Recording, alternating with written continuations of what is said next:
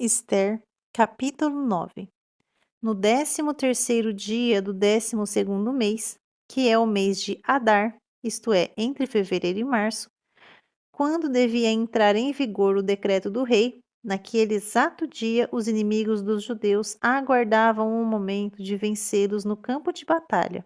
Entretanto, aconteceu tudo muito diferente dessa expectativa. Os judeus dominaram aqueles que os odiavam. Os judeus se reuniram nas suas cidades e em todas as províncias do rei Assuero para erguer a mão contra aqueles que procuraram o seu aniquilamento. E ninguém conseguia resistir-lhes, pois o temor dos judeus havia caído sobre todos os povos.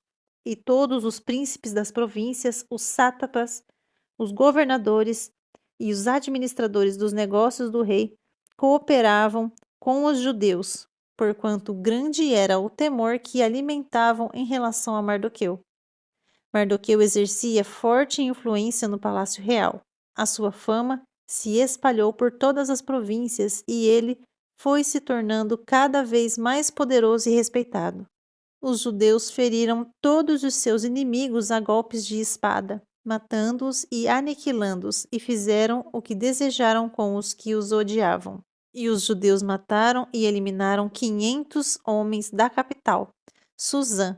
Também mataram Parsandata e Dafon, Aspata, Porata, Adalia, Aridata, Farmasta, Arisai, Aridai e Vaissata, os 10 filhos de Amã, filho de Amedata, o grande inimigo dos judeus, mas não colocaram a mão nos seus bens. Naquele mesmo dia, o total de mortos na cidadela de Suzã foi relatado ao rei, que informou a rainha Ester.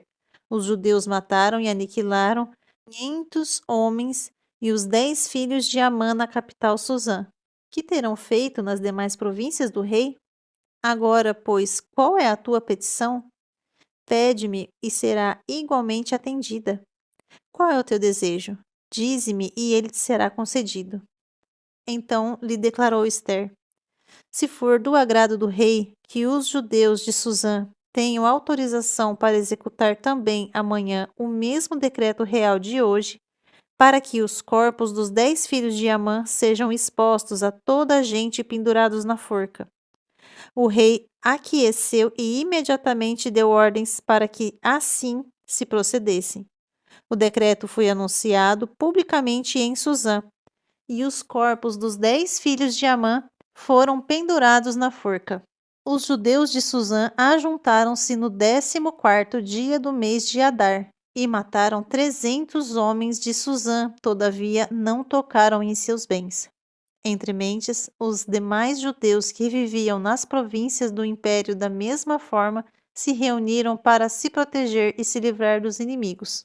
E exterminaram 75.000 homens dos que os odiavam, mas não se apossaram de qualquer dos bens dos seus inimigos. Todos esses fatos ocorreram no 13º dia do mês de Adar, e no 14º dia descansaram e fizeram dessa data um dia memorável de festa e júbilo.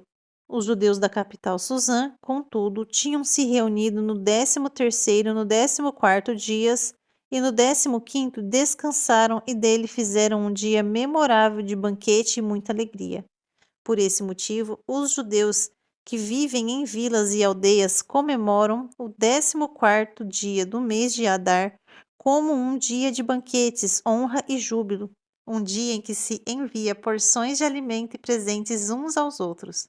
Mardoqueu registrou por escrito todos esses acontecimentos e enviou cartas a todos os judeus de todas as províncias do rei Assuero, tanto as mais próximas como as mais distantes em todo o reino, e ordenou-lhes que todos os anos lembrassem e guardassem o 14º e o 15º dias do mês de Adar, isto é, entre fevereiro e março.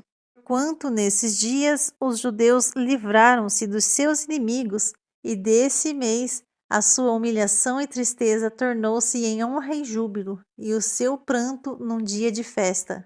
Escreveu-lhes recomendando que comemorassem aquelas datas memoráveis como dias de festa e felicidade, de troca de saudações e presentes e de ofertas aos pobres. E assim, os judeus passaram a observar a tradição e realizar aquela celebração conforme Mardoqueu lhes havia prescrito.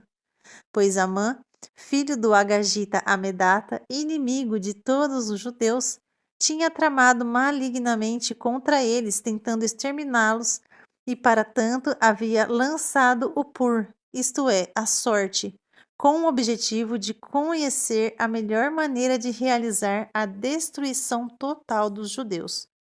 No entanto, quando estes sórdidos planos chegaram ao conhecimento do rei por intermédio de Ester, ele deu ordens expressas e por escrito para que a intenção maligna de Amã para com os judeus se voltasse contra sua própria cabeça, e para que ele e seus filhos fossem executados e pendurados na forca.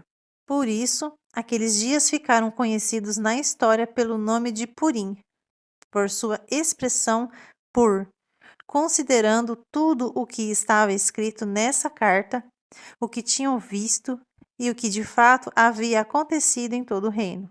Os judeus decidiram estabelecer o costume de que eles e os seus descendentes e todos os que se tornassem judeus não deixariam de celebrar anualmente esses 2 dias memoráveis, exatamente na forma estabelecida, descrita na carta e em suas datas certas. Esses 2 dias seriam lembrados e guardados em cada família e em todas as gerações e em todas as províncias e cidades.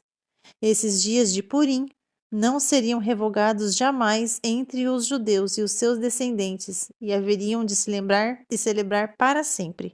Então a rainha Ester, filha de Abiail, e o judeu Mardoqueu escreveram com toda a autoridade uma segunda carta a fim de confirmar todas as instruções da primeira acerca da celebração dos Purim.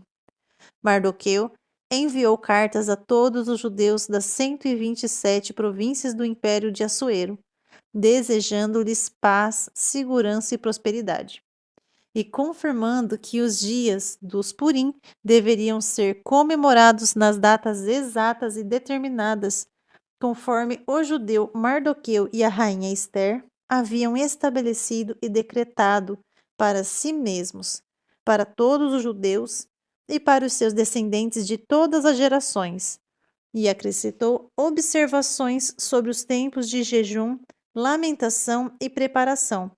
A expressa ordem da rainha Ester confirmou todos os regulamentos para a correta observação dos Purim, e todas essas instruções foram escritas em um livro de registros históricos.